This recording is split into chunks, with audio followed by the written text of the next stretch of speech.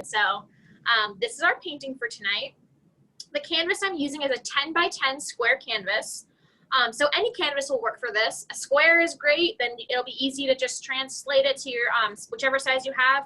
Even a longer horizontal canvas is fine. You might just maybe want to put an extra tree or something like that. So whatever canvas you have at home is perfectly fine for this painting. Then we've got my palette paper, which is just my wax coated paper that I got at Michael's, and I like to mix my paint on this. And then I've also got my paper towels. I've got my water basin for cleaning my brushes. And then as always for this, this is the pack that we usually use for our Monday night classes. This is the 7-piece Craft Smart variety set. And I love this set of brushes because it's in the title. It has so much variety. It's got this nice medium flat brush. It's got a couple of rounds, a couple of small angle brushes. It's got a lot of different sizes. So this is really great for any painting. I would definitely recommend you go to Michael's and grab this pack of brushes because it's really just got everything you need for this sort of painting. As always, we're going to be using our FolkArt acrylic paints. So tonight we have Wicker white, which is just so any white will work. Any white acrylic paint is fine. We've got Coffee Bean, which is just a nice medium brown color. So again, any brown is fine. Whatever you've got at home will totally work. We've got Navy Blue. Clover, which is just this nice medium green color. So any like grassy green color you have, any leafy green is totally fine for this. And I'll go back and I'll tell the supplies one more time after this, just so you know, guys. So don't stress if you miss the beginning. And then we've also got medium yellow, which again, you know, like I keep saying this, feel free to swap these out if you've got a different yellow at home. It'll totally work for this painting, no problem. Then we've also got pumpkin, which is just a nice orange color. And then we've got red. So tonight I'm using Cardinal red. So once again, I'm a broken record. Any red you have at home will totally work. And then also, in addition to those tonight, we have some special tools.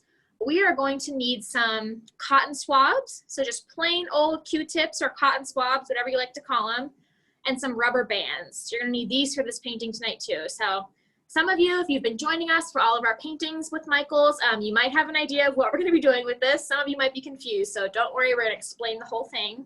And then also tonight I have a hair dryer. So we're gonna be using a hair dryer to dry the background before we paint our trees. So make sure you've got a hair dryer nearby. Or you can just watch for inspiration and paint later and pause it, of course, when we're drying. So really quick, I just wanna go over the supplies one more time because I know a lot of people are still coming in. I've got my 10 by 10 square canvas. I've got my palette paper, paper towels, water basin. I've got my 7-piece Craft Smart variety brush set. I've got my FolkArt acrylic paints. So I'm just gonna tell the colors one more time. We've got Wicker white, Coffee bean, Navy blue, Clover, medium yellow, pumpkin, and Cardinal red. So again, these are really just all very generic colors. So don't stress. If you've got a different yellow, different brown, that's totally fine. You can totally make it work. It does not have to be my exact colors. And then also tonight we've got our rubber bands and cotton swabs. So make sure you've got some of those handy too. And then of course the hair dryer. Make sure you've got a hair dryer. So yeah, just before we jump in, we've got people from all over the country for sure. I'm just seeing not only the country, but from the world really, but seeing people from all over the place. Everybody's super excited. I forgot to mention at the beginning that I am here to answer questions in the chat. So anything that comes up, please feel free to go ahead and put it in the chat, and I will break in and ask Jessie those questions, or I will sometimes just chat the answer if I'm able to do that. We'll also list the color that she's using, the brush that she's using right there in the chat. So everything should be there for you, and we just look forward to interacting with you throughout the evening here as we learn. Yeah, we love to hear from you guys. Let us know. I see people are telling us where they're from. Let us know what your level of painting is. If you're a beginner, you've been painting for many years, we'd love to hear from you guys. So stick all that in the chat too. All right, so I think we're ready to get started. What do you think, John? People are ready to go. Awesome. So the first color I'm gonna add to my palette is Wicker white. So again, this is just a white color. So whatever white acrylic paint you have will work. Of course, my favorite is our FolkArt acrylic paints because they're so rich and creamy and they have such great coverage and they're so easy to mix. So I highly recommend these paints if you haven't tried them. So I'm going to go ahead and I'm going to grab my 3/4 inch flat brush, which is sort of just a medium brush. A 1-inch flat will work too. Anything like this will be fine. And we are going to base coat our canvas in white. So some of you might be confused by that. You're going to say, well, the canvas is already white. Why are we going to paint it white? And it's because we're going to blend some colors into the white. So we're going to start with a nice coat of white. Oh, I just made a big mess. We're going to start with a nice even coat of white. And then we are going to blend some colors into it. Let me clean that up before it dries on our nice Come on, table. Jess, you don't get paint on the table. I know, I'm usually so good. I never get it on the table. There we go. Okay, so again, we're using our 3/4 inch flat brush, and we're doing a coat of wicker white on our canvas because we're going to be blending some beautiful sky colors into the white. You want to have a nice even coat on the whole thing.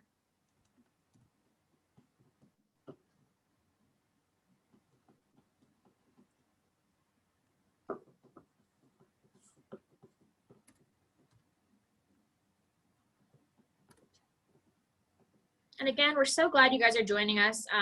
If you've been joining us for a lot of our classes, welcome back. We are so happy that you have returned. And if this is your first class, welcome. We're so excited you're here. We do this every Monday night with Michael's Community Classrooms. So keep an eye out for all of our future paintings too. I'm just gonna put some more wicker white. You're doing the whole canvas, is that right, Jesse? Some people are we're asking. doing the whole canvas in wicker white.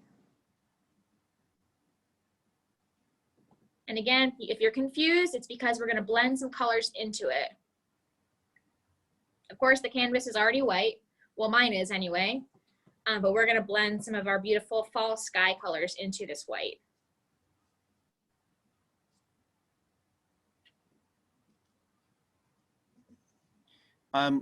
I know for folks who are new to this, some people are wondering if they're going to be able to go back and watch, and the answer is yes. So Michael's does record all of these classes. They're available on michaels.com in the community classroom section, which is amazing because at this point we probably have, what do you think, Jesse, 12 paintings or something like that up there? At least 12 or 15 in there, yeah. Yeah, so you can go back and see any of the past episodes, and you can also go back and rewatch this one.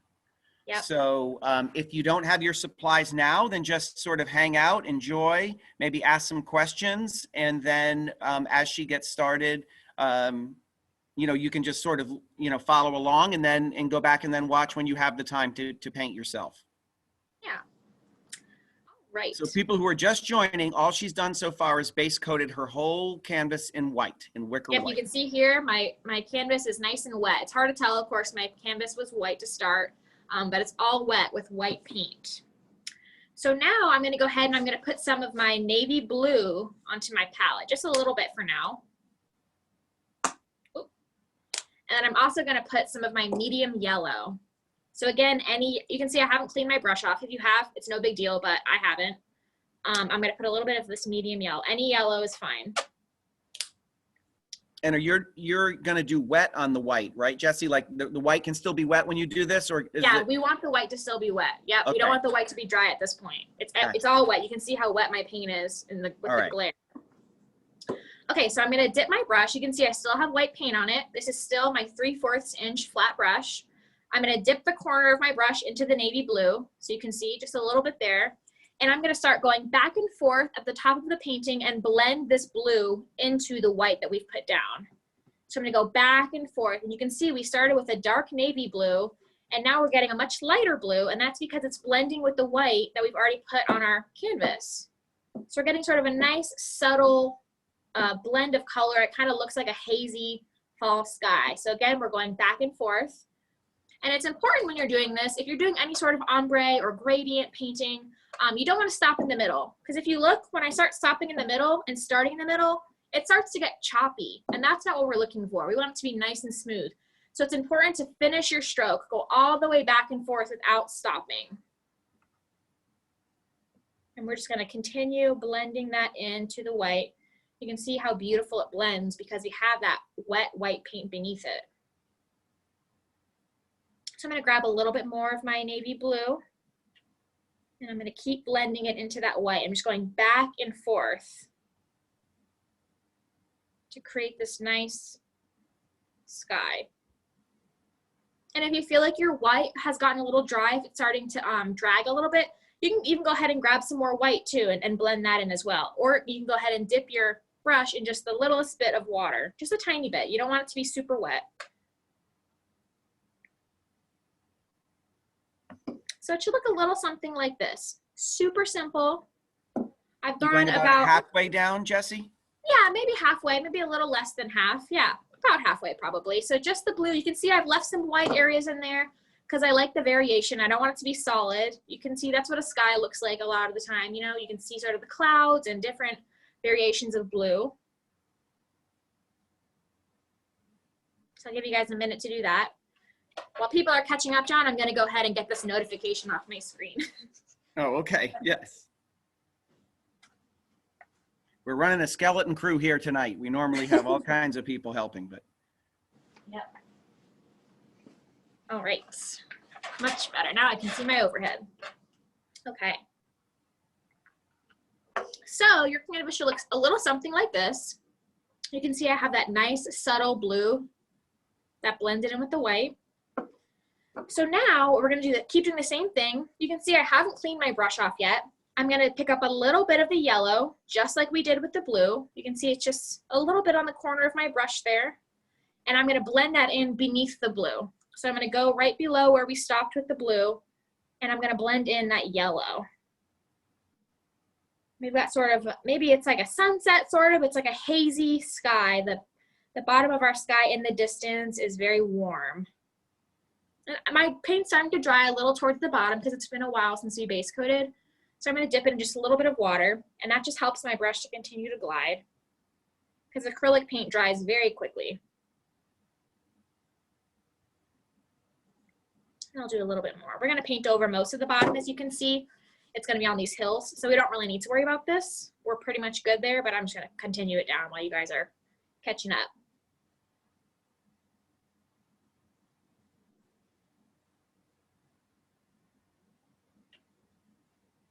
Okay, looks like a couple of folks have chimed in and helped put the link in the chat. So they're correct. It's michaels.com/classes. You can go back and see. So thank you everybody for helping to answer the questions here. We love that. What an awesome community. Yes. Okay. So while you guys are finishing up that, we're going to go ahead after you're finished with your sky, and we're going to hit it with that hair dryer. Just to get it nice and dry, because then we're going to paint all of our foreground, our hills and our trees right on top of that sky, and we want it to be nice and dry before we do that. So I'm going to clean my brush off really well. I like to always clean my brush between colors when I'm going to. Anyway, I have to clean it nice and thoroughly.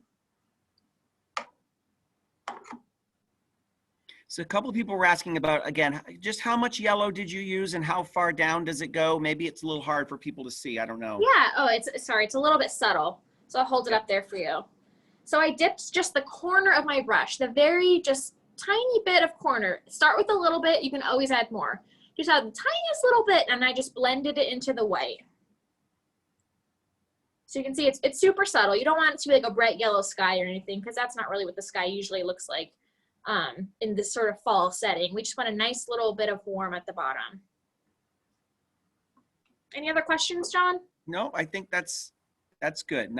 So not all the way to the bottom, really, just sort of yeah, again, you can see here, guys, in the final painting, this is all going to get covered up. So this is what it's going to look like. So this bottom right now doesn't really matter what the sky looks like because we're about to paint over it. So don't worry about the bottom part so much. So I'm about to go ahead and dry it. And whenever I'm drying my paintings, I usually keep it on high, and I alternate between hot and cold. So I have this cool button that most hair dryers have. So I'll have it on high, and I'll kind of do sort of a zigzag motion back and forth. And when it starts to get really hot, I'll switch over to the cold setting, and then I kind of go back and forth. And you would probably not use a heat tool, right? Because I've heard you say that before. People are asking about that. Yeah, some people, if it's all you have, you can use a heat tool. Just make sure you don't get too close because the acrylic paint will burn. It will start to bubble, and you don't want that. So if you just want moving air. So even if it's hot, you know, if you have a heat tool, I wouldn't get it any closer than about here. If you guys can see that, you know, I wouldn't get it very close at all. But if you have a fan or something, you can stick it under the fan for a couple of minutes. You just want to get some moving air on that to get that paint to dry. So I'm going to go ahead and do that now.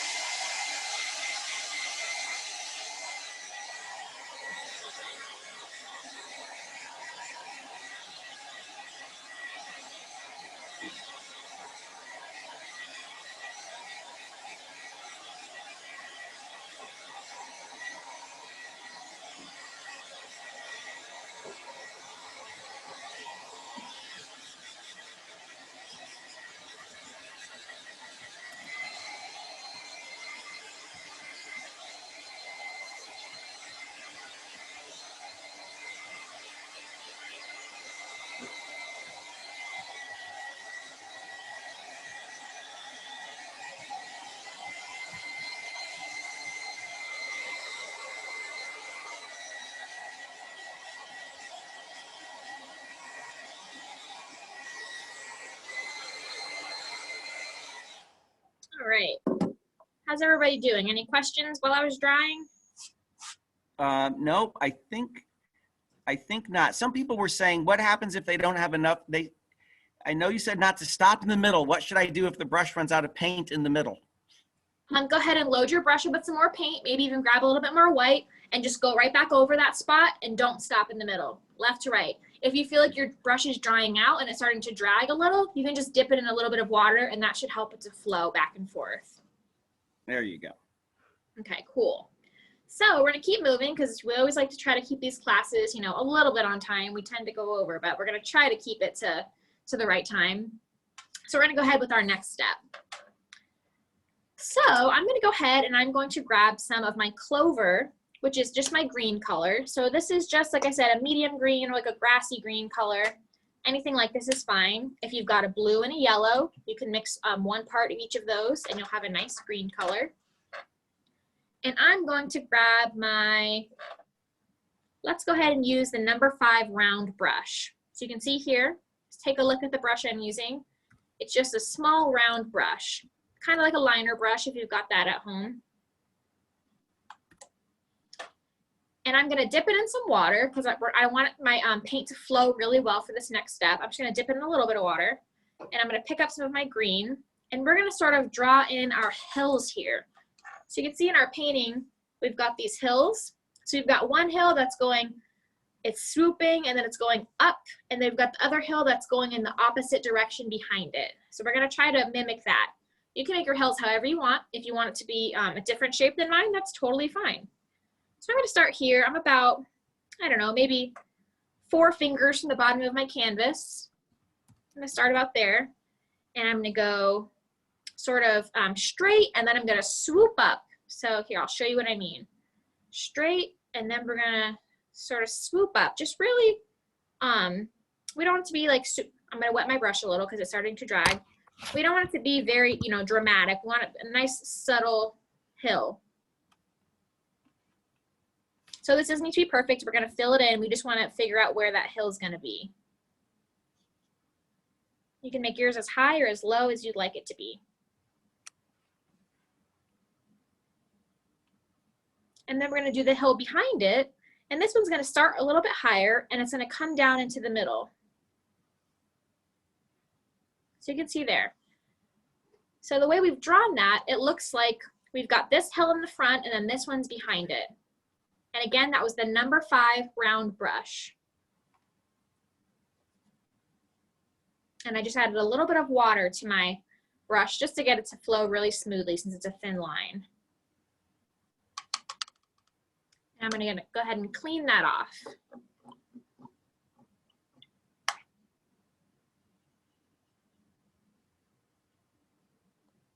So now that we have our hills painted in, I'm gonna go ahead and I'm gonna go back to my 3/4 inch flat brush, which is the brush we're using to make our sky. And we're just gonna fill that in with that green color.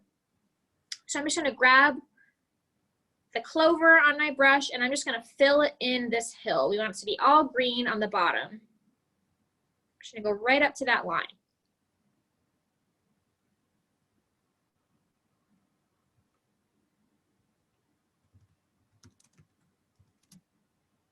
Just nice and smooth. We want a nice even coat of paint. We want it to be pretty opaque. So again, it's a really similar technique to what we were doing when we were blending. If you stop in the middle a lot, you can see it starts to get sort of choppy and you start seeing those brush strokes. So it's always good to use long strokes. If you feel like your brush is dragging and you're running out of paint, add more paint and go back over that stroke. Or even just dip it in a little, you don't want a ton of water because that's going to start diluting your paint and it's not going to have as good of coverage, but you can dip your brush in just the tiniest bit of water to help it flow.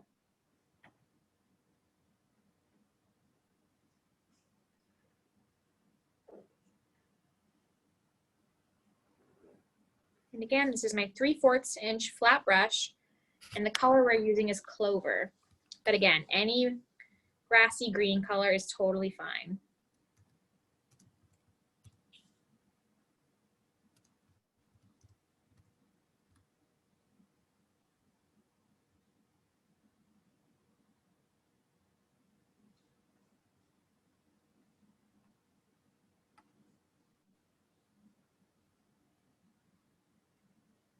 And we're going to be putting a lot of paint on top of this. You can see we're going to have the trees on it. We're going to have these leaves on it. We're going to be adding some more colors. So if your paint isn't perfectly covering your canvas, that's okay. It might need a second coat, but we're not going to worry about that. You can see mine. There's a couple of spots in there where it probably could use a second coat, but I'm not stressed about that because we're going to be adding so much paint on top of it. I just want to be able to see that green color in the background. So don't worry about that. Before I clean my brush off, we're also going to fill in this hill in the background with the same color. Mm-hmm.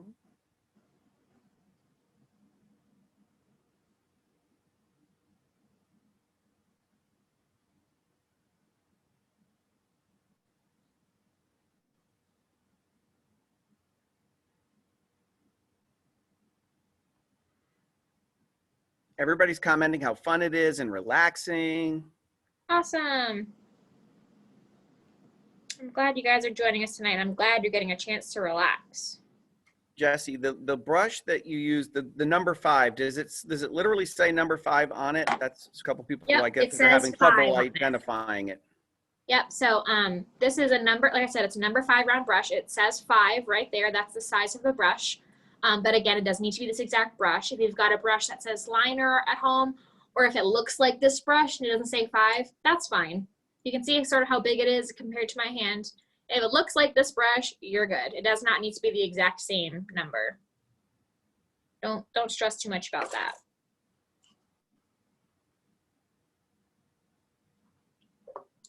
Okay, so once you've got our hills nice and green, we are going to grab some coffee bean, which is our brown color, and we're going to put a little bit of that onto our palette.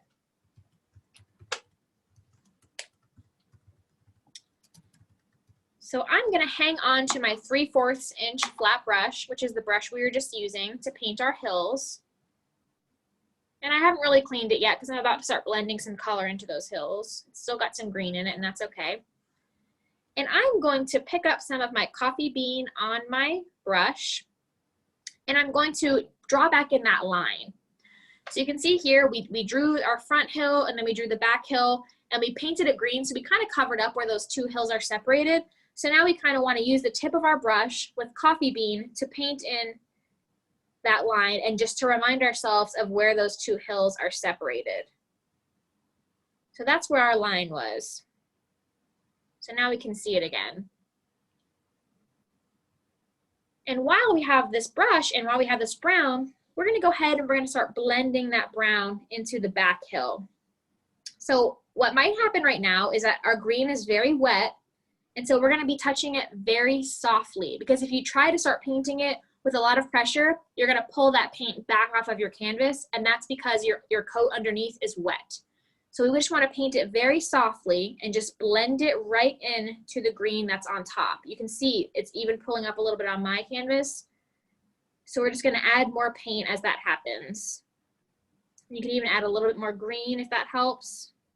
We just want that subtle brown to blend into that hill. You can even do like a little bit of a dabbing motion. I'm going to grab some more green. We want the brown to blend into the green. So if you need to pick up a little bit of green to blend it, or pick up some more brown. Depends on how much color you got on your brush to start.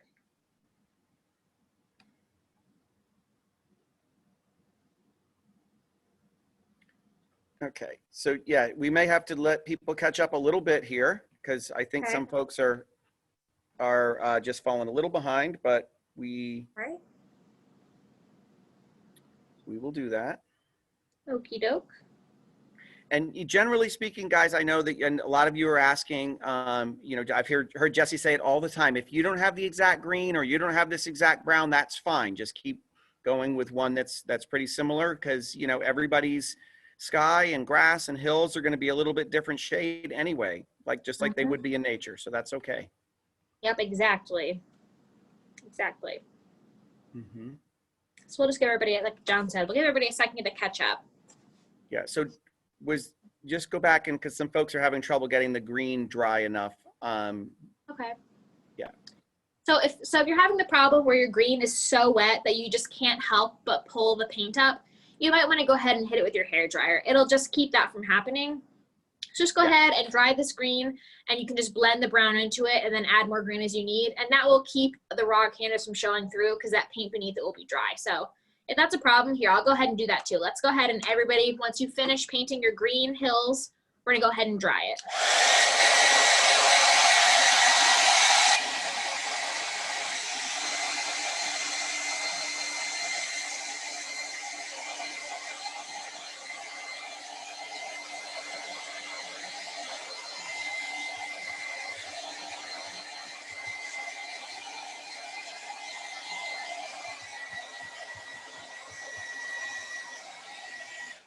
So you can see what happened there. You see that dot? I got some water onto my canvas by accident from my water basin. So when I had wiped the water off, it just pulled that paint right up. So I'm just gonna go ahead and I'm gonna touch that up with some green because I don't want that little spot there. So, and just in case that happens to you, you'll know what to do.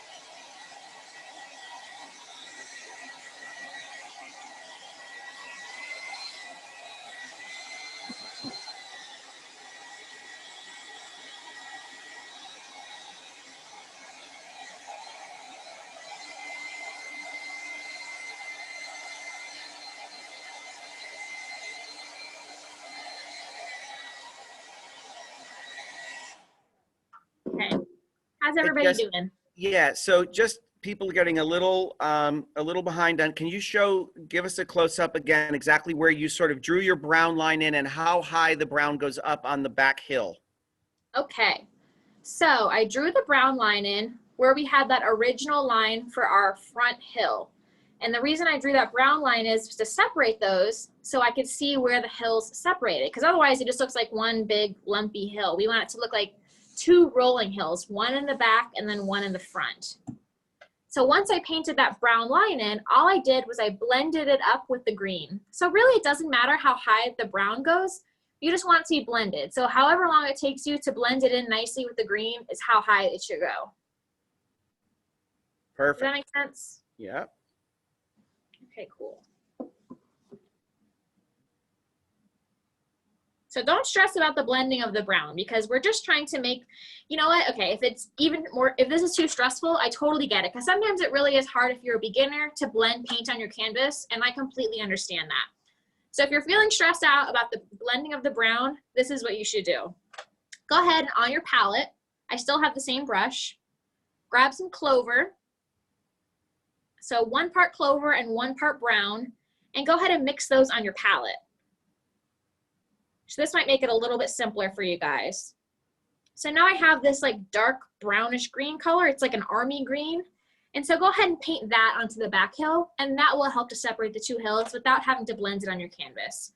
Because it really can be a little bit tricky for a beginner to try to blend colors on the canvas like that. So hopefully that helps some of you guys.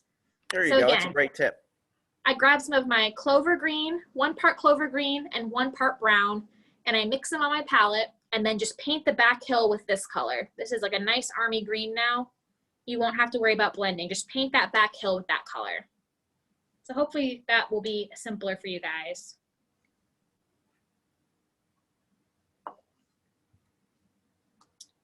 So while people are getting their back hill painted in that army green, for those of you who are caught up, we're gonna go ahead and we're gonna grab the same green we just mixed. So it was 1 part clover and 1 part coffee bean. And we're gonna put some more brown into the foreground, just on the bottom of our canvas. And the reason we're putting this green in is because this is a fall landscape. So of course we wouldn't have this bright grassy green color. The air is changing, it's getting cool, so the grass is starting to turn brown, it's starting to get dark for winter. So we're just blending some of this dark green into the bottom. And again, if you're stressed about the blending, just do your best. If you can see a little bit of a line where they are separated, that's totally fine, because take a peek at the final painting. We're going to cover up that whole thing with leaves. So if there's any sort of strangeness here that you're not loving, if there's something going on there that you don't like, that's okay, because it's all going to get covered up before the painting is done.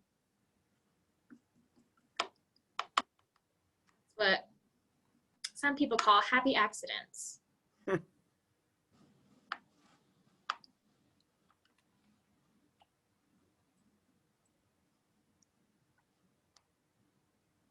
Yeah, the tip about blending on the palette was very helpful to folks. So that's a great tip. Thanks. Good, I'm glad. I don't want this painting to be ever stressful. Monday night paintings should never stress people out. It makes me, I hate when it starts stressing people out. So I always try to find an alternative for you guys. Should always be fun and relaxing. So once we do that, I'm gonna go ahead and I'm gonna hit my canvas with my hairdryer again and just dry all of this, because now we're gonna start adding all of these beautiful warm tones on top with our trees and our leaves. So I want all of this dry. So I'm gonna go ahead and dry that now.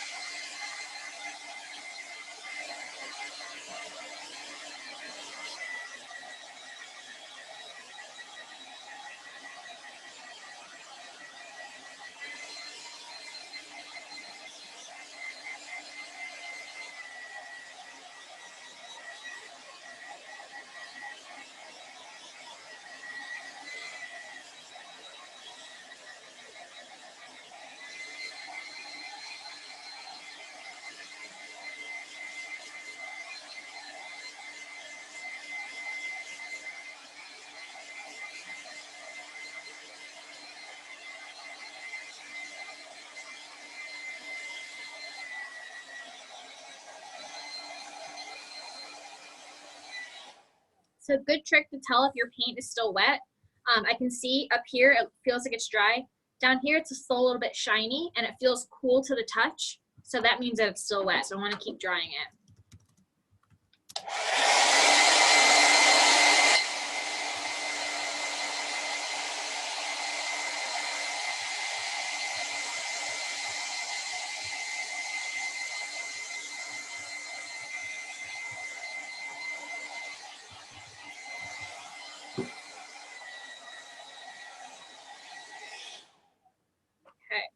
How's everybody doing, John?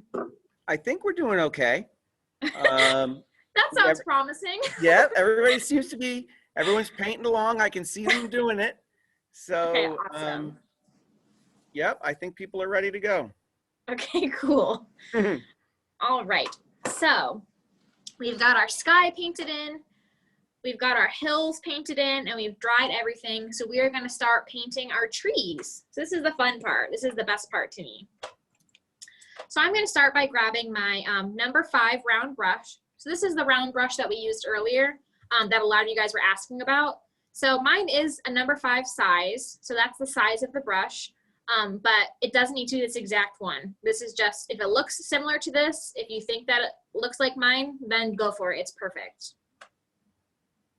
So I've got some of my coffee bean, which is my brown color, on my palette. So I'm going to dip my brush into a little bit of water and I'm going to pick up some coffee bean. And we are going to start drawing with our paintbrush, drawing our trees in.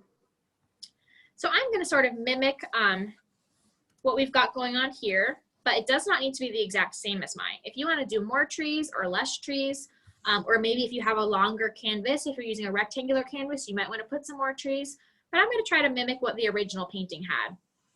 So we've got our 2 small trees here next to each other, and then 2 trees a little bit bigger to the right of those.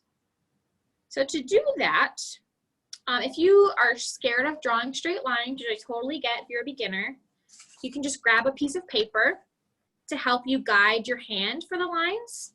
But I really just recommend just giving it a shot. Give it your best shot, because I really feel like it's a little bit easier than people think it is in their heads. So just give it a shot.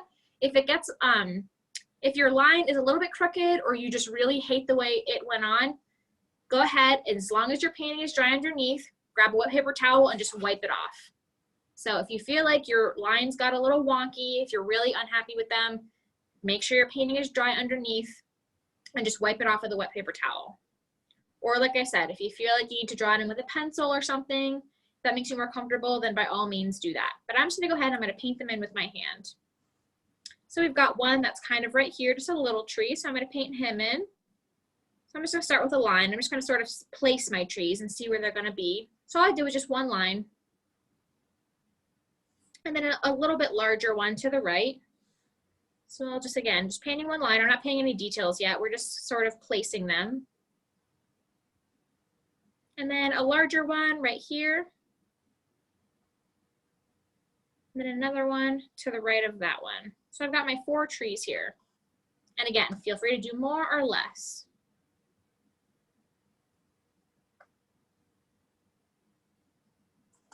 So once you've got these painted in, we're just gonna go back and we're gonna widen them a little bit. So this one, I'm just gonna make it a little bit wider. So I have a nice, my brush is too wet, I have too much water.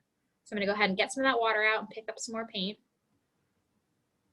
And I'm just gonna widen it. I'm just gonna go on either side and make it a little bit wider. I'm just gonna follow that original line that I painted. So I have a little bit of a wider. It's a little hard to see, so I'm gonna show you guys. And Jesse, you want those to come in front of the, onto the front hill, right? Not stop at the back hill. That's a great question. That is right. We have all of our trees are on the front hill, as you can see on our final painting. None of them are on the back hill. It's a little dark for you guys to see on the camera, but yeah, great question. All of the trees are over that line or sitting on the front hill. Okay. So we're gonna continue doing this. We're gonna go ahead and we're gonna widen the second tree. And we're just gonna sort of use our brush to paint on either side and make it a little bit wider. And again, we're using this number 5 round brush, so anything similar to this is fine.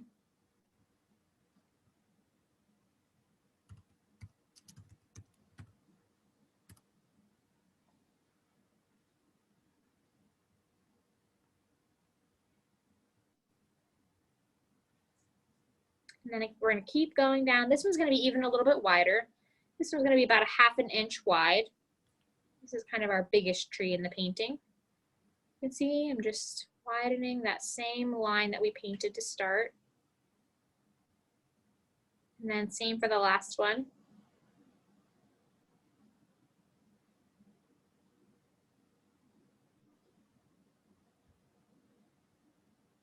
And could you use a flat brush for this, Jesse, too? Some people are asking about that. Yeah, you could. So if you wanted to maybe grab like a ½ inch flat, or what have I got here in front of me? Or in this pack, we've got our number 8 flat. You could do that. So you've got your flat brush, you can pick up your brown, and then you can just sort of pull down.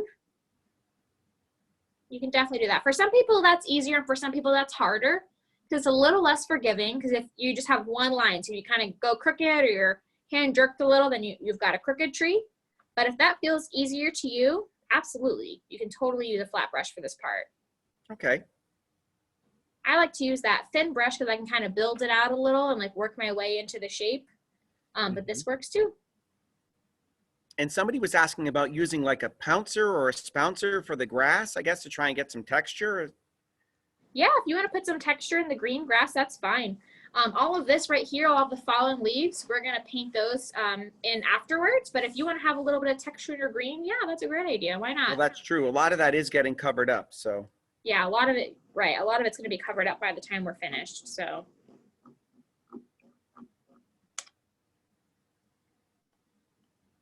All right, so once you've got the trunks painted, so we've got our little 4 lines here.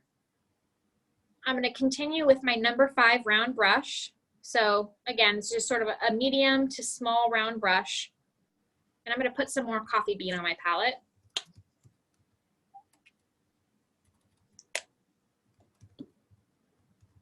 And we're going to start painting in some of our branches for our trees. So this is sort of just paint the branches through your imaginations. So sometimes when I'm painting trees, they can get a little funky sometimes if you don't really have like a good idea of like the way that branches move on a tree. So a lot of times what I'll do is I'll grab my phone and I'll Google a picture of trees and just kind of like look at that and use that as reference to see exactly just sort of how branches grow. Because they do have a really, especially depending on the tree, have a really distinct way of growing out from the trunk. And if it's off, sometimes your tree can it just doesn't look right. It doesn't look realistic. So I really do recommend that. If you've got your phone near you or a computer near you, I guess you're on your computer, so, but if you've got your phone near you, go ahead and just Google a picture of a fall tree and see just sort of the way the branches move. I really recommend that. So again, it's just your imagination though. We're gonna continue our trunks going upwards, and they're all gonna branch out this way. Of course, that's the way trees grow. So we're gonna have them all branching out upwards. So maybe we'll have a branch going to the left over here. And the less pressure you put on your brush, the more narrow your line is going to be, the thinner a line you're gonna get. The more pressure you put on your brush, you're gonna get a wider line. So just keep that in mind as you're drawing your branches. So you can sort of start with a lot of pressure and then pull up, and it turns into a thin line, if you see that. So see here, I'll show you on this one. Press down and then pull up, and you get a thin line as you go. So keep that in mind as you're drawing in some of these branches. Also keep in mind, as you go up, a lot of these are gonna get totally covered by the time we're finished with this painting. We're gonna cover them up with all those beautiful fall leaves. So don't stress. If it's like a little funky on the top, it's all gonna get covered up anyway.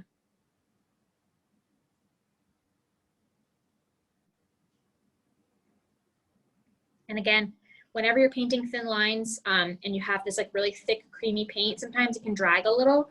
So I just like to dip my brush in just a little bit of water to help it flow.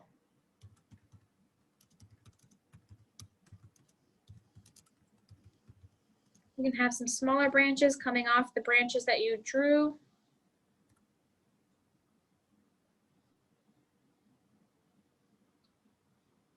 You can have some low branches too if you'd like, some branches coming down a little bit lower.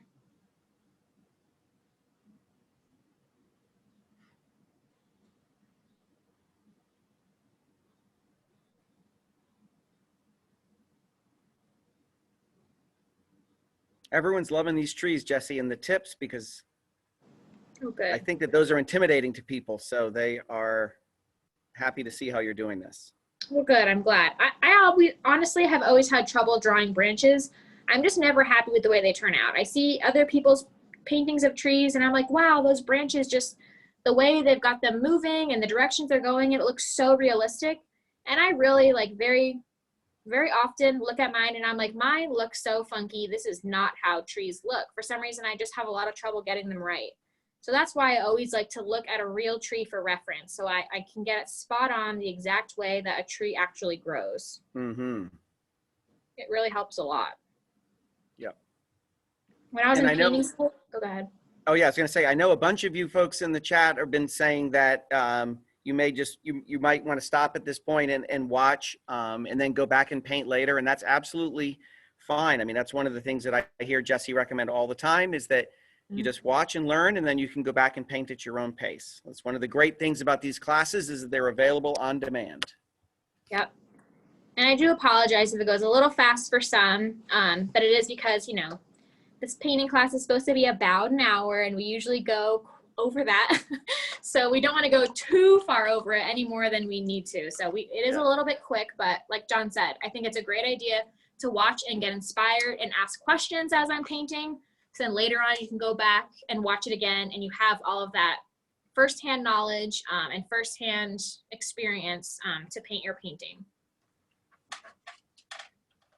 All right, so once you are finished painting your branches, we're gonna go ahead and we're gonna just widen the base of these trunks. So, you know, of course, trees don't just start growing straight out of the ground. Sometimes they do, but we're gonna have some of our roots showing. So I'm just gonna do a little bit, almost like feet at the bottom. We're just gonna sort of widen them at the bottom to the left and right. Can you see that? It's a little bit dark. Let me hold it up for you guys. Oh. Can you see that, John? Yeah, we can see that. So just like a little sort of just to the left V to there the at the right. bottom. Yeah. We wanted to see like maybe there's some of the roots showing through. Just make it more of a natural tree shape. So just sort of like a little feet at the bottom. We just want it to be so straight.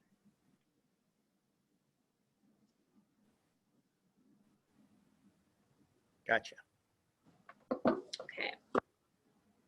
And again, that doesn't need to be perfect either because it's all gonna we're gonna really overlap those with our leaves. Elise says, my branch looks like the worst branch ever. It can't be that bad, Elise. I highly doubt that. I highly doubt it. But maybe that branch has a lot of leaves on it later when we paint them. So maybe that branch just gets covered up. We can probably cover that up.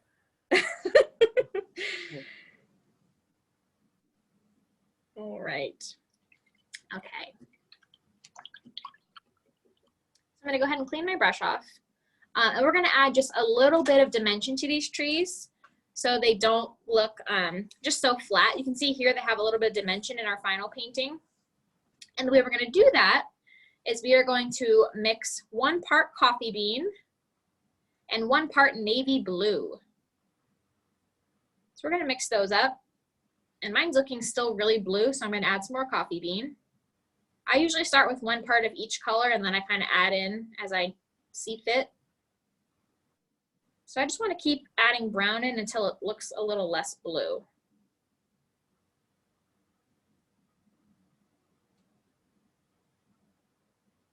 So we have a nice, dark, deep, cool brown. What's really important is that it looks brown and it's darker than this color. That's what we're looking for. It's not really a pretty color, but it's going to be the shadows for our trees. It might be even a little bit gray, but that's okay. We want it to be a nice, cool color.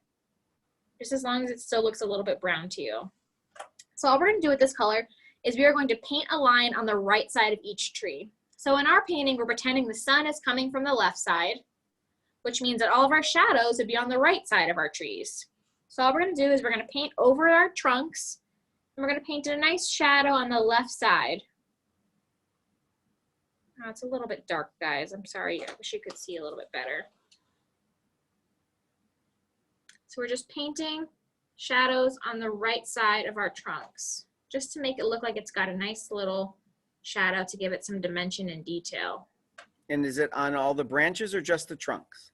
We're starting with the trunks, and then we can go back and add a little bit to the branches.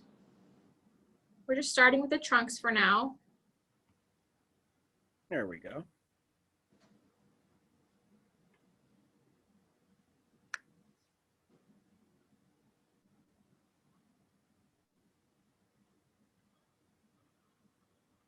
So like John said, now we can go ahead and we can start adding it to the branches too. So we're going to focus on the branches that are on the right side of the trees, and we're going to go underneath them. So the bottom side of the branches, the underside.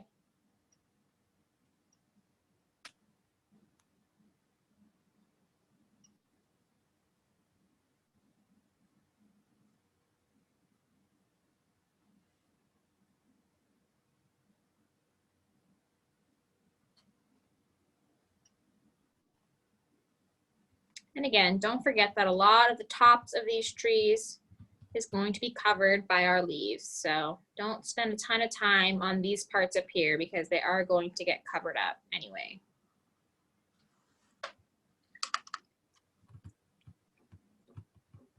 How's everybody doing? One more time, how did you make the color for the shadow? Yeah, So I ended up doing mostly coffee bean with a little bit of navy blue. So brown with navy blue, just a little bit of navy. Okay. I think we got some folks who are falling a little bit behind, but you know, we can just give it a minute maybe, and people can try and catch up just a little bit. But yeah, definitely. Moving, yeah. Definitely.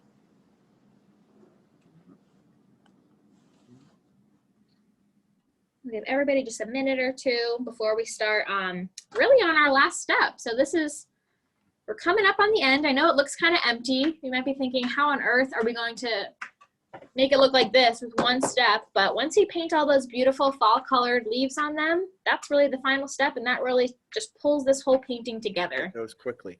And that's another great point, Jesse, too, because I think a lot of folks are stressed out. You should see these comments. They're hilarious about the way that people are describing their trees. But if you notice, guys, in the finished painting, so much of the details of those branches gets obscured, you know, by the leaves. So don't stress about it.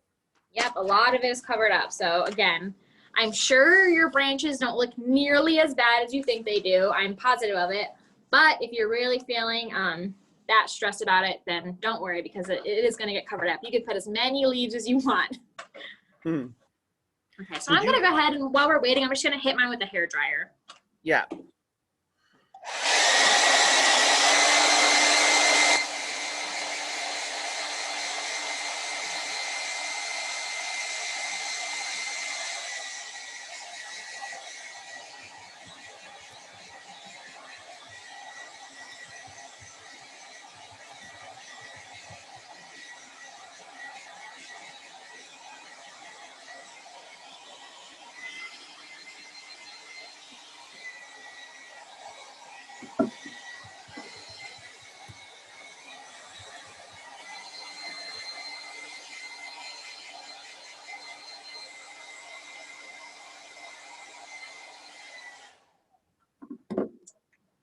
All right.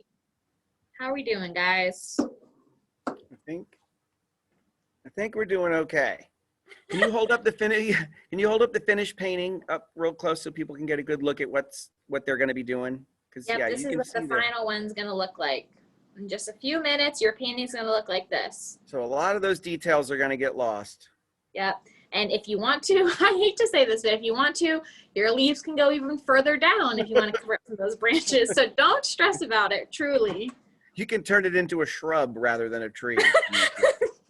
Yes, your leaves are changing on your shrubs if you want. I really don't think that it's that bad. I promise I don't think it is. But if you are that unhappy, then by all means.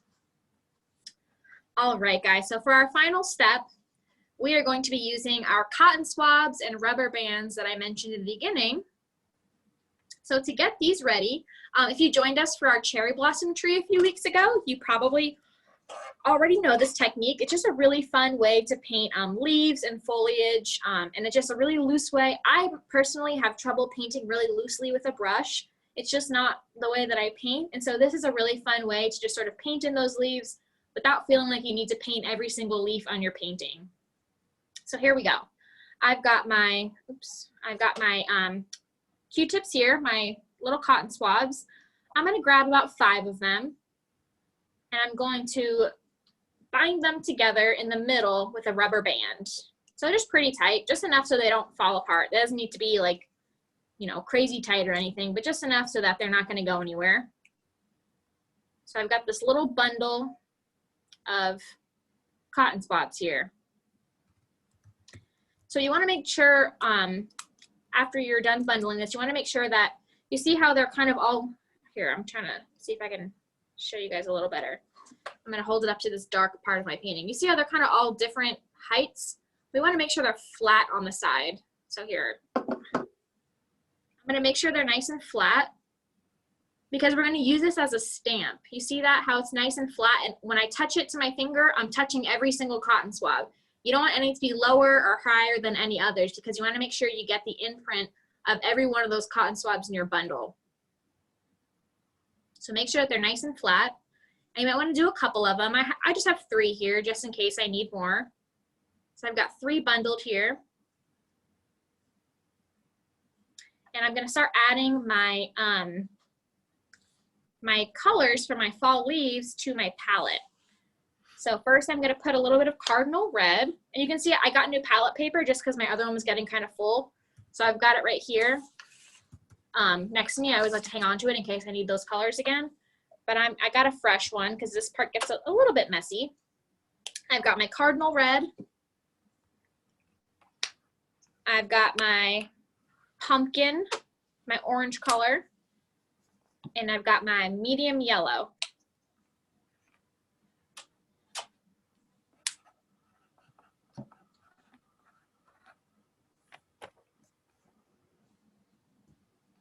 All right. One more time, Jesse. So it's Cardinal red. Yep. Pumpkin orange and medium yellow. So just really, these are pretty generic colors. So just red, orange, and yellow. Whichever paints you've got at home that are like that will totally work.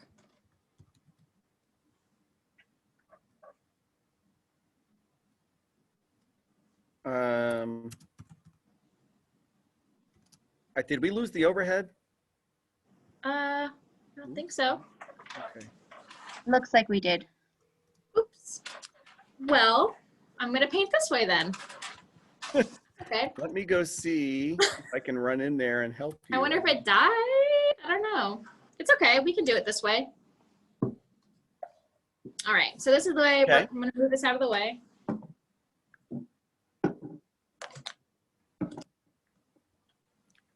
I'm going to go in there and see if I can help her real quick. So you guys keep going, and I'll see if I can troubleshoot while we go.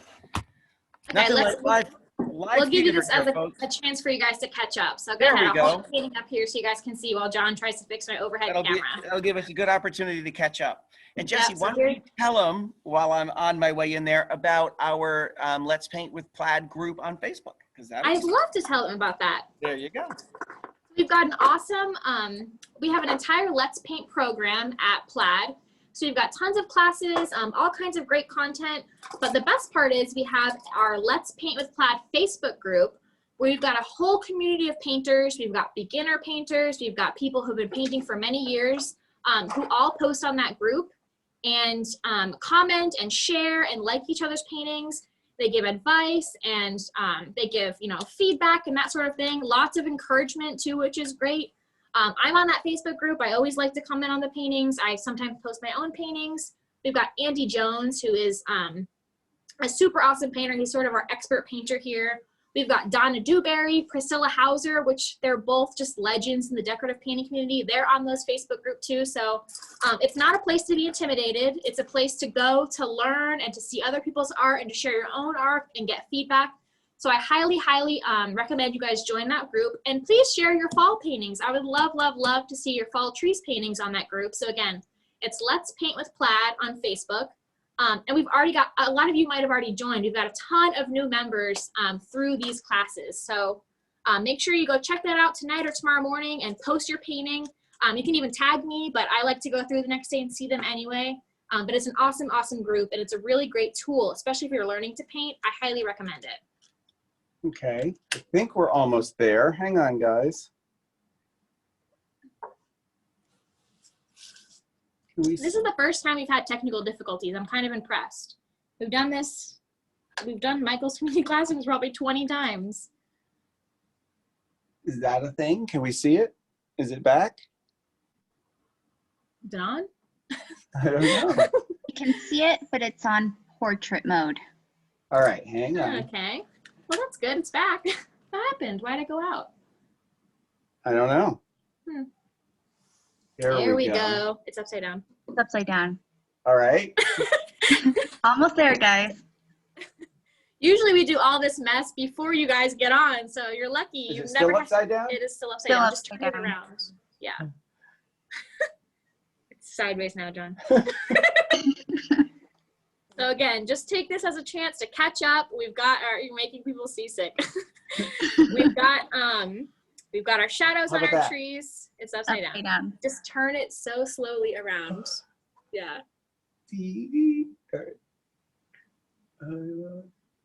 Just close your eyes for a second if you're getting to see guys. There we go. There we go. Yay. Sorry This about is that, a guys. lot harder than it looks. Oh no, did something happen? Is it off? It's gone again. Oh my goodness. It's okay. Here. Can you just hold this one up for me and I can just Hang paint on it this one way. second, guys. John's stubborn.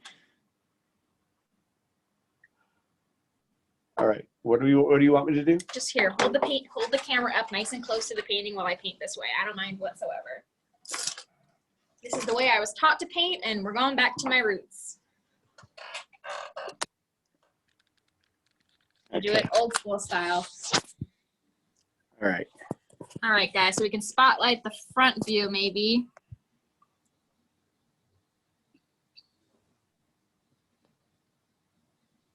Can we spotlight the front view? There you go. It's on. Oh, okay, cool. Yeah. Thank you. All right, so let's get to the trees now, guys. Sorry about that. I don't know what happened to our top camera. That's never happened before. So again, we've got all of our bundles bundled together.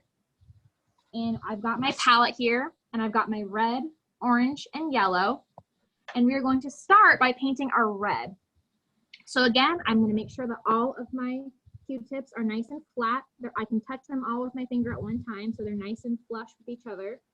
And I'm going to pick up some red, and then I'm going to sort of pounce it off. I don't want a ton of paint. So you can see we're going to get all that awesome texture with our Q-tips, with our little cotton swabs.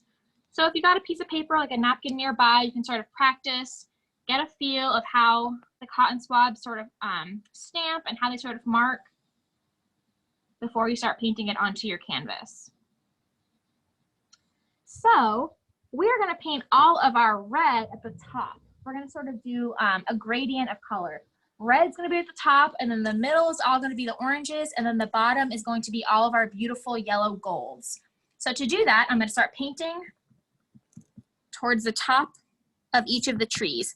So kind of imagine the shape of the trees. Imagine that we've got 4 separate trees here, and it'd be sort of rounded towards the top.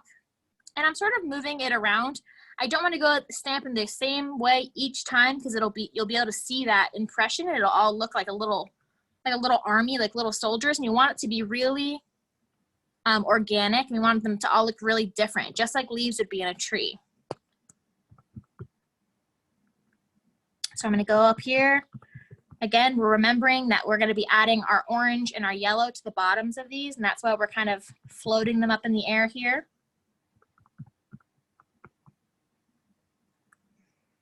So why did you start from the top as opposed to from the bottom? So we're going to do a gradient of color. So we're just going to start overlapping and filling them in. So we just started with the red because you want to build up on top of that.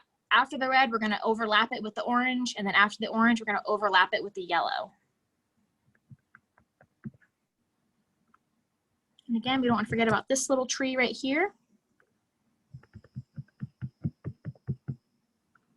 We can always go back and add more red, but don't forget, it's hard to take it away. So keep that in mind while you're stamping. You can always go back and add more of this, but it's really hard to try to cover it up once it's there. So keep that in mind. And then on our final painting, we do have a little tree poking in over here. We don't have a trunk there, but we're kind of pretending like there's a trunk right here. And so we're going to have a little bit of leaves poking in just to fill that space, just as if there was another tree just out of frame. So I'm going to put some up there too. Well, I apologize, guys, that I am not able to answer the chat because I cannot be in 2 places at once. So I'm playing cameraman. And of course, we always have 3 people here. Yes. This is the first time we've ever had 2 people, Okay. and our camera goes down. Yeah. So if I can see the questions pop up, I will be sure to ask them. All right, so guys, I've done my red. I'm gonna leave it there for now. Like I said, I can always go back and add more. I'm gonna move on to my orange now. So I'm gonna do the same thing. I've got a new set of cotton swabs. You can just flip it around, of course, because you've got 2 ends on each one. So you've kind of got 2 tools in one. So I'm going to switch over. I'm going to grab some orange. And I'm going to sort of sponge some of it off, sort of offload it is what we call it. And I'm going to go just below the red, but I'm going to overlap it. So you can see I'm blending it into the red, but I'm also bringing it down. So I'm overlapping the red. And I'm bringing it down. I'm starting to fill in that tree space, the space right above our branches.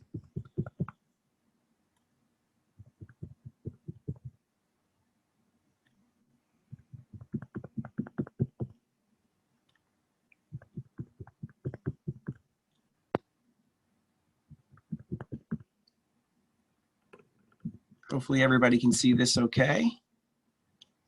It looks great. All right, good.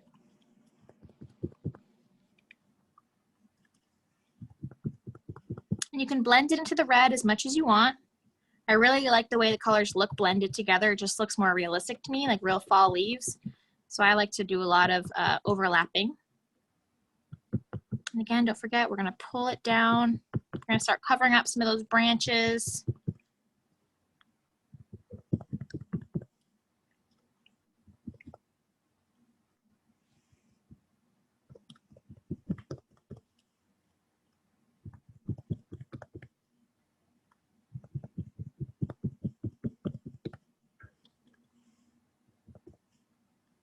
Okay, so once you feel like you've got a lot of orange in there, I'm going to set this one down. Again, you can flip it over before we go to the yellow, or you can just grab a new bundle. It's totally up to you. So I'm just going to grab a new bundle just to keep my little workspace clean, keep my hand clean. I'm going to pick up that yellow, and we're going to do the same thing. We're going to start filling it in to the bottom area. We're going to overlap our orange, just like we did before, and start pulling it down.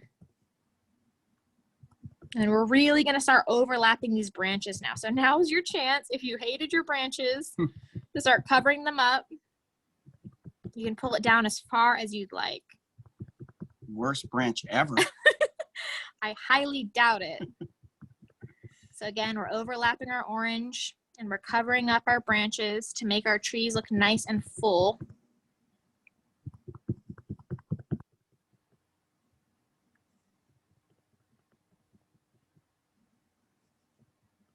You can see I'm really not paying attention too much to where it goes because I want it to be so random, because of course that's how leaves in a tree would be. They'd be all over the place, super organically placed, and just super random. There wouldn't be really much rhyme or reason.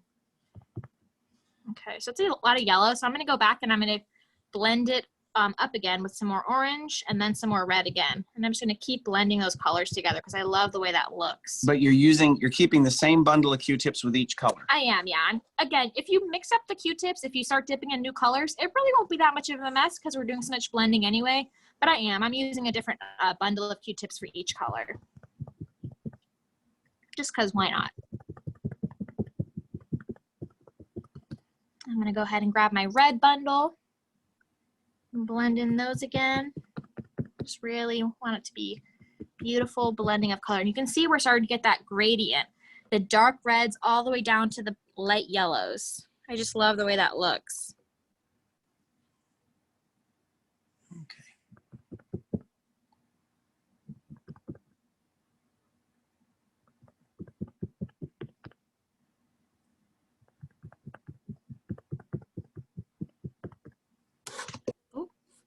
And don't drop your painting while you're painting. Hopefully you guys aren't holding it up like me though. Okay, so once you're kind of happy with how they look up on top, we're gonna start adding some leaves to the ground.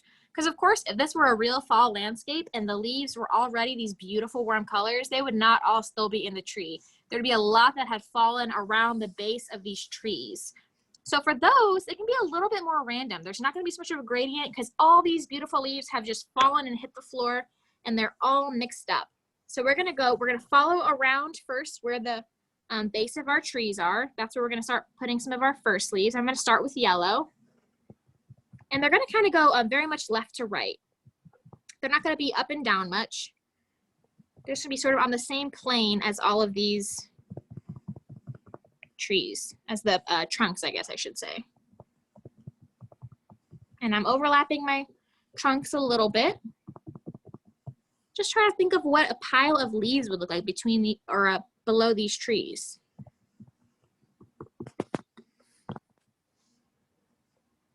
And of course, there's a tree there. Don't forget, we've got our little tree that we know is just outside the frame. There'd be some under him as well, so we don't want to leave that out. And then I'll switch to my orange color. Got my orange one now. How's everybody doing, John? See I any think questions everyone's popping doing up? okay. Okay. How's everybody doing with their Q-tip bundles and their leaves? I'm adding some of my orange in. Well, Patty, for one, is doing awesome because Well, she said good. that. Good, Patty. I'm glad. Nicole, on the other hand, said not good. Oh no, Nicole. I'm Come sure on, it's better than Nicole. you think. So now I've got my red. I've switched to my red. You can see again, this is just super random. I'm going from left to right. I'm just sort of mixing them all up. So it looks like they're just a big pile of fall leaves down at the bottom. Everyone's having a lot of fun. Well, good. I'm glad. Hopefully, What about brown leaves? Some people are asking. you can feel free to add brown leaves. They're probably here. Let's go ahead and do that. That's a great idea. Why not? So of course, if it's a real fall scene, their leaves are going to be all on the bottom. They're all going to be all muddy. So yeah, let's add some brown leaves. So I'm not going to do a new bundle. I'm just going to use the back of one of my other bundles. And let's add in some brown leaves. We can add them sort of towards the bottom. Maybe it's a little bit muddy down there. All those wet leaves. Great idea. You can even add some brown leaves to your tree if you want. If you feel like maybe your tree's like a little too bright, if that's possible, maybe it's not looking super realistic because it's a little bit too colorful, then feel free to just maybe add a little bit of brown here and there just to make it look a little more, you know, real, like fall. That's a great idea. So of course there'd be some, you know, some less beautiful leaves up there too. They can't all be beautiful and bright. Just adding a little bit of brown here and there just to make it look a little more real. I love that idea.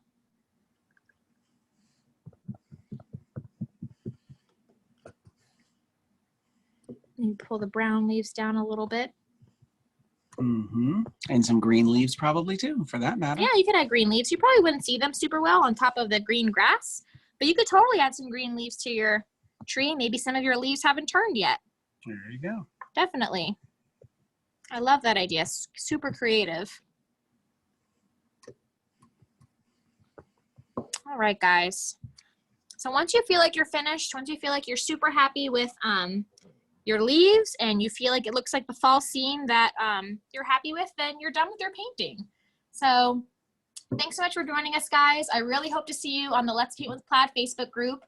We'll be here next week on Michael's Community Classrooms painting another awesome painting, so make sure you check that out and sign up for it. We'll be here every Monday for the next while, right? Till the end of the year, I think. So make sure you keep up with those paintings. I'd love to see your painting tomorrow in Let's Paint with Plaid Facebook group, so make sure you join that as well. And thanks for watching. Bye, guys.